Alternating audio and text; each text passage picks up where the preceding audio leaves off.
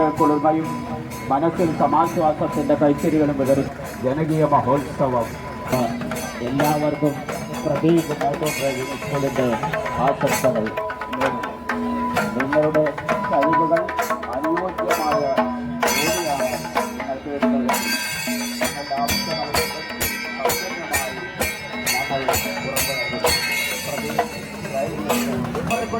ഞങ്ങൾ ആഘോഷങ്ങൾക്ക് സമാപനം കുറിച്ചുകൊണ്ടുള്ള രണ്ടാഴ്ചക്കാലം നീണ്ടുനിന്ന വർണ്ണശബളമായ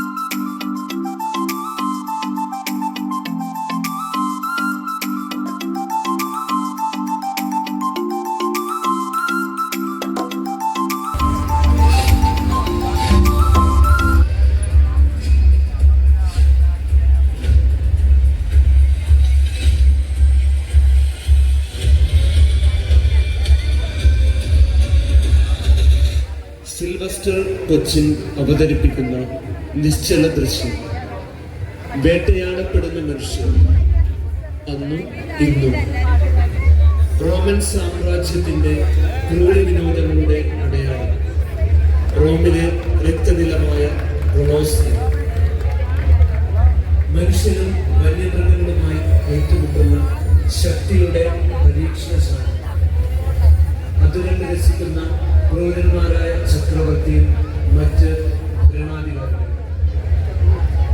വിശ്വാസികളായ മനുഷ്യരെ പോലെ കുറ്റവാളികളായി കണക്കാക്കി വന്യമൃഗങ്ങളുമായി ഏറ്റുമുട്ടാൻ അവർ ഉപയോഗിച്ചതാകട്ടെ മനുഷ്യ തീരുമാനം. അധികാരവർഗത്തിന്റെ ക്രൂര വിനോദങ്ങൾക്ക് ഇരയായത്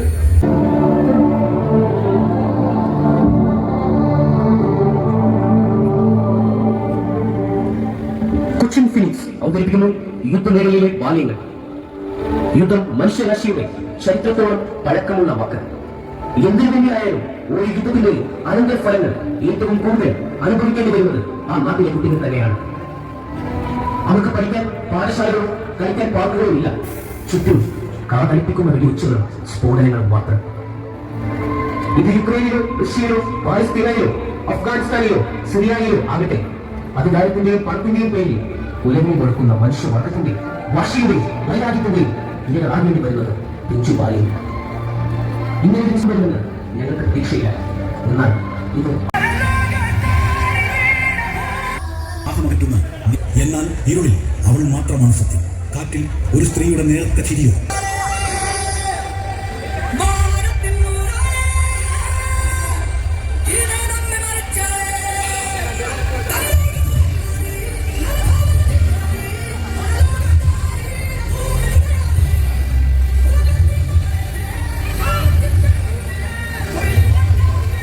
തോക്കുംപടി അവതരിപ്പിക്കുന്ന നിശ്ചല ദൃശ്യം. കള്ളിയങ്ങാട്ടതിയിൽ നീലി കള്ളിയങ്ങാട്ടിൽ നിന്ന് നീ എവിടെയെല്ലാം ചെല്ലുന്നു അവിടെ നിന്ന് ദുഷ്ടന്മാരെ കണ്ടെത്തി ഒന്ന് അവരുടെ ചോര പിടിക്കും. നല്ലവർക്ക് അവളൊരു ദേവിയാണ്. ആൾക്കാര് ഞങ്ങളെ രക്ഷിക്കാൻ ഞങ്ങളുടെ നാട്ടിൽ ആരും ഇല്ലല്ലോ, എല്ലാരും പോയില്ലേ. ദൂരത്തു നിന്നൊക്കെ എല്ലാരും വന്നു. പിന്നെ അവര് ഞങ്ങളെ രക്ഷിച്ചത്.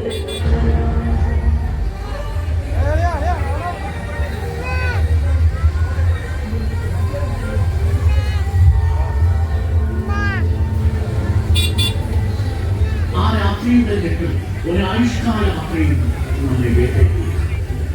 പ്രകൃതിക്ക് ജലയുദ്ധത്തിൽ ഒരിക്കൽ കൂടി നാം പരാജയപ്പെട്ടു. അതിദയനീയമായ ഇരമ്പിയെത്തിയ ഒരു ആ രാത്രി നടന്നത് നമ്മുടെ ആകെ ഹൃദയം തിരികെ.